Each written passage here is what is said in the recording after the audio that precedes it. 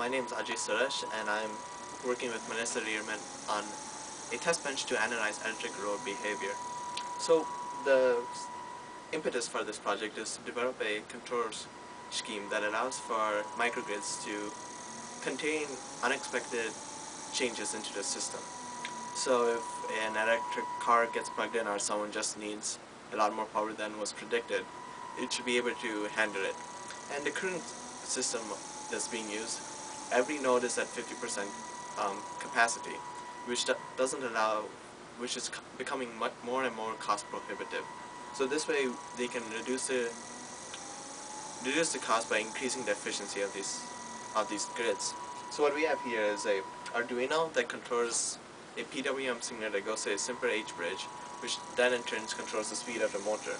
And from there we read the encoder values, and we can see how fast it's going and base that off what PWM signal is and see what the behavior of the motor. And to explain this, Melissa will come in. The ultimate goal of this motor system is to be able to write a control scheme that will make both motors spin at the same time so that both of their angles and speeds are directly in phase based off of the speed of the other one.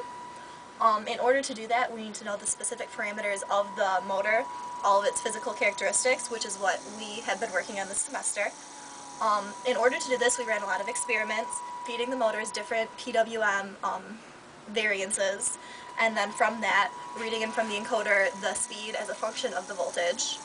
And using that input and output, we could input that into MATLAB system identification tool, which if we match it with a second order differential equation, we get values which can be matched up to several different physical characteristics of the motor.